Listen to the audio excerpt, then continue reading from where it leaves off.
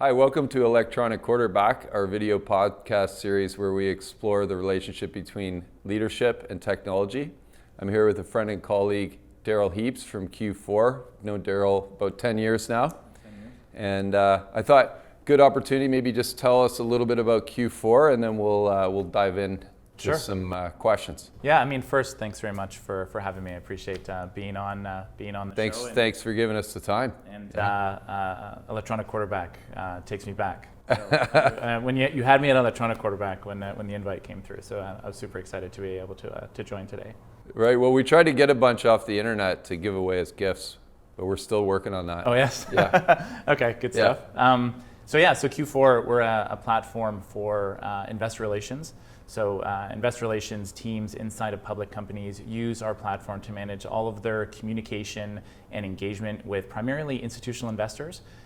We've been doing it now I started it in 2006 or so. So it's been a little bit of time, but around maybe 5 years ago or so, we really changed the model to really focus on investor relations and understanding the pain points that our customers had and how we could really help solve them.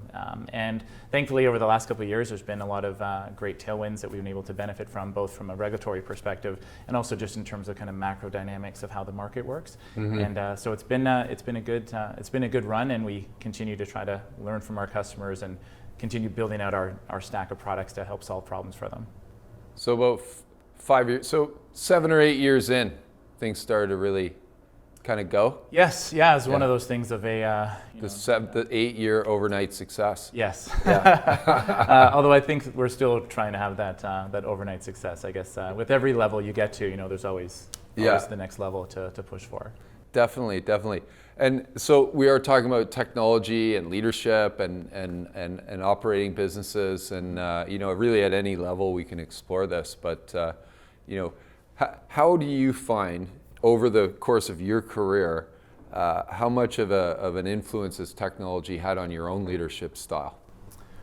So I would say, technology certainly is incredibly disruptive in general. So you think when we started it back in 2006 to today, the advent of things like social media didn't really exist in 2006, maybe blogging. Yeah. But the aspect of leadership, I think, is something which doesn't really change over time in terms of good leadership. So, like Game of Thrones, one of the episodes was on last night, and I would say, careful now. Being a good... Oh, wait, this won't be live for a while. You can do spoilers. There's no spoiler coming. Okay, all right. Jon Snow doesn't die. He may at some point. I don't know when this is going to go. But anyways, but being a leader, even back in medieval times, I think is very similar to what it takes to be a leader today. And I think leadership, at its core, doesn't change with technology. That being a good leader is about having vision and consistency and being collaborative and transparent, and really being able to set a direction for a business, a movement, a war, whatever it is that people can rally behind. And I think humans, when they rally behind a cause or an effort or what have you, that leadership component is something which is consistent throughout the human experience throughout time. What I think technology changes is information. It changes speed. It changes the fact, like in today's world, when we're all super hyper connected with our phones and information, the speed at which you're executing decisions and the tools at which you use to communicate have changed dramatically. So, in the past, when there wasn't something like, we use Slack inside our company, and that's fundamentally changed communication from email, and email changed everything from before that.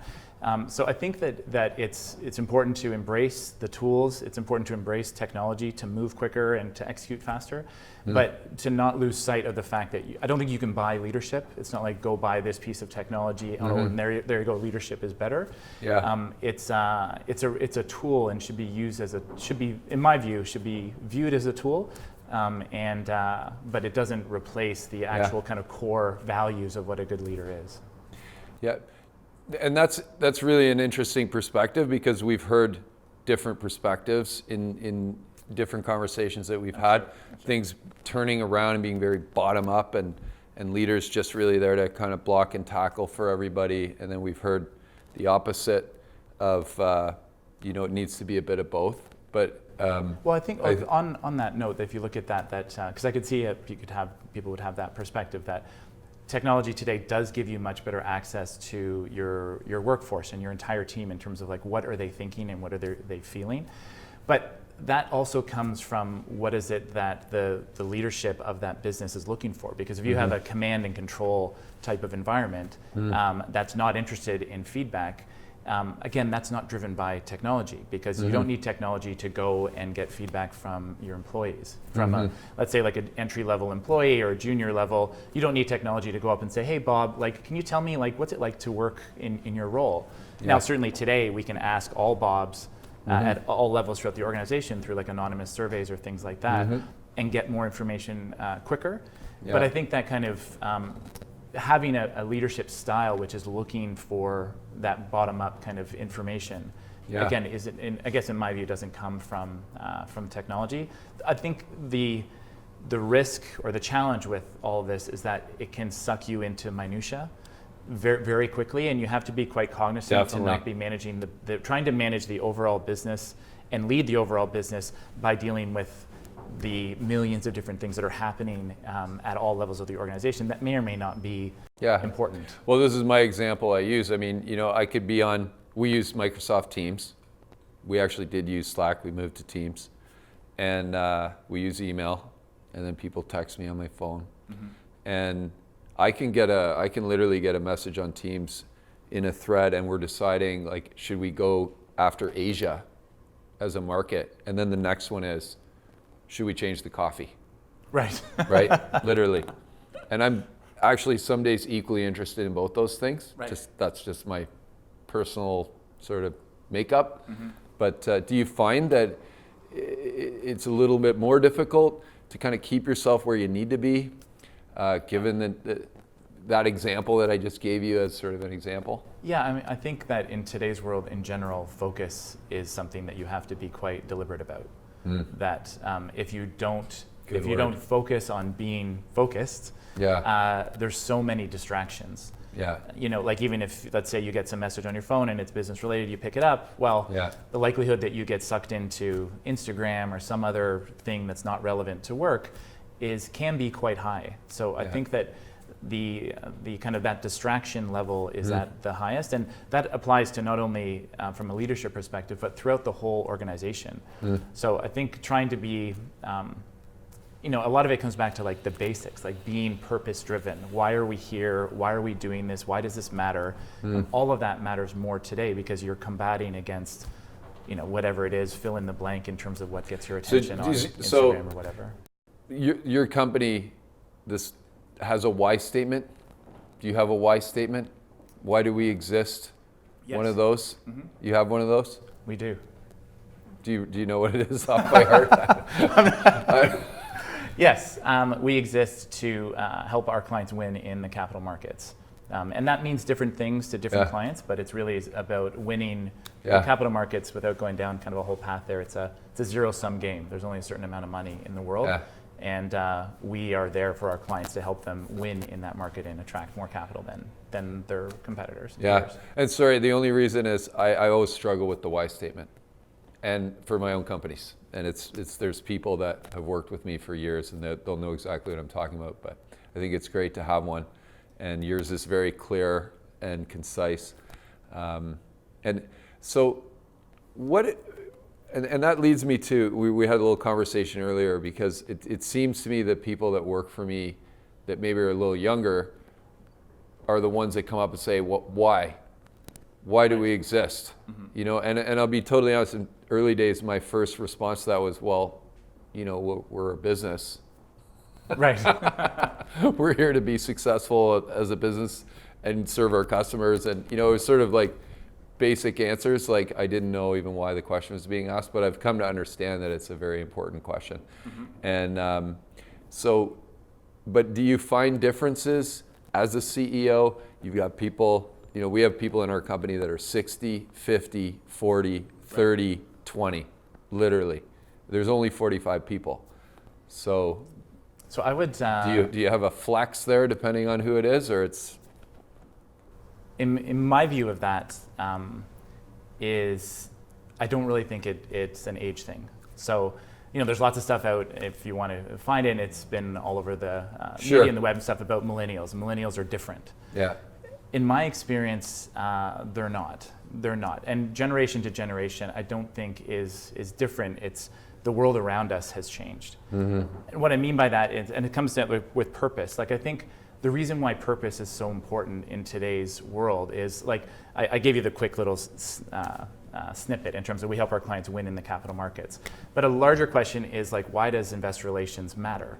And so what we talk about is the value of the capital markets, the importance of the capital markets, and the importance of the capital markets as it relates to capitalism. And the capitalism in today's world, as maybe some people view it in, well, what I tell new recruits coming in is that if you don't believe in capitalism, then you should not work here. Right. If you don't believe in the stock market, you shouldn't be here. Now, I believe in the stock market because I believe it's been the best economic generator that's ever been invented in the entire world, and I believe that drives good for the humanity, for the planet, et cetera. So connecting back, like, something which is capital markets, the stock market sounds kind of boring. Connecting that back to the fact that it really does matter, and what we do.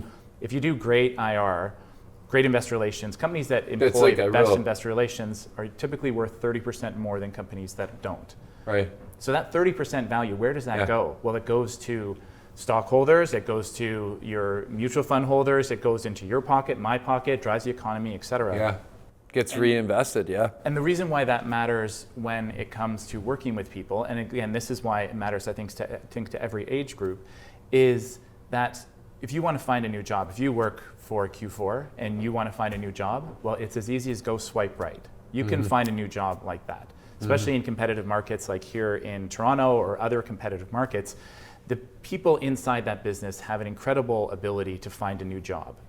And that is a technology thing. That's not a millennial thing. That's not an age thing. If you are working and you're viable and you can deliver value, you can find a job very quickly. So the competition for talent means that people have to be there for more than just a paycheck. Right. And if they're there for more of a paycheck and they believe in what they're doing and they love the people that they're working with and they believe in leadership and they feel like they're making a difference, well, like, that's what matters to people. And again, that's not like, you're this age, so you care about something different than this person. It's technology that's changed it all. It's the world we live in that makes things different, which makes all those other kind of what used to be kind of the touchy-feely or soft things matter even more. Because in the past, people say they work at a job for, once you get a job, you're there for life. Well, it's also because there wasn't really all that much opportunity. It's like, I have this job because I don't even know if there's other jobs available. What do I look in the paper and I look at, like, who's looking for a job? Yeah. Now, you look up, your it's phone. 20 years later. Open it, you open your phone and you can be like, I want to work here. This is my skill set, and you can get interviews and probably get a job pretty quickly. Yeah. So you need to really kind of double down on all that other stuff. Want to work there. Yeah. Okay. You know what? That is a unique perspective as far as what we've heard today, but it makes sense. And you know what? It's you're right. I mean, it's really is about the core values, the core leadership skills. They haven't changed that much. I did have, just because, and also your answers are awesome, and we're overtime, but I don't care. Okay. So actually, it doesn't matter. I can make this as long as I want. So, because I want to go back to that military analogy, because there's a part of that didn't resonate with me, which is sitting back from the battle and seeing the battle versus, let's say a different show that we talk about, like, or movie, Gladiator was a good one. He's first one in. And in theory, he's the most valuable soldier in a sense. He's the leader, but he's the first one in, putting himself at the most risk, right? And what's your kind of sort of style, in that context? So I would say kind of what my aspiration is versus the reality. Yeah, sure. What comes to mind when you say that is that there's a saying, which is, as a leader, are you working in the business or are you working on the business? Yeah. And I think the most important thing to do as a leader, as a company gets out of its, talk about another thing about, like, startup gravity. So I think, like, startup, when you first start, like, you have to be on the front line. You have to be grinding every day, doing absolutely everything to get it to a point where you actually have a business. When that happens, the really important thing is to switch and start focusing on running the business, not being in it. So not being on the front lines, stepping back, making sure you've set the stage for the front lines to work so that you can be thinking about what is the next step and the next step. And that's really the role, like that's the role that I have today. Having said that, I do get sucked into the weeds, like here and there. But that also exposes the weaknesses of the business, because if the leader, if the CEO is working on something in the weeds, well, then there's a bigger problem, because the CEO should be focused on longer term thinking, strategy, vision, where are we going, resource allocation, et cetera, to make sure that you're thinking about next year or the year after, not tomorrow. So on an earlier episode, Dean Hopkins from 111 talked about stages of businesses and that different leaders were appropriate for the different stages. So it's really fascinating what you just said. So as you moved from that startup gravity phase to, okay, some things are in place here, I can take a step back. Did you have a moment where you realized, hey, I'm actually good at this one? Because this is totally different, right? You're not solving 50 problems an hour and doing all the sales and the accounting all at the same time. Right? I think it's trying to be self-aware to a point to understand that, like, one of the things that motivates me when I wake up in the morning is thinking about, am I a block or am I the solution? Right. Am I blocking? Okay. Am I blocking? Because and you have to be focused on, as the company grows, because the leadership has to evolve. So am I evolving faster than the business? So that is engaging in like reading and education and training and mentors and everything to try to get to that next level, to make sure that myself and the management team, everyone around me, is evolving faster than the business is. So we can guide it to the next level. Excellent. All right, well, listen, I appreciate you taking a little extra time with us today. My pleasure. And it was great to see you. And maybe we'll get you out for another one of these sometime. Anytime. And thanks very much. Cheers. Thank you for watching this episode of Electronic Quarterback. Don't forget to rate, review, and of course, subscribe to our podcast. And we'll see you next time. Thanks very much.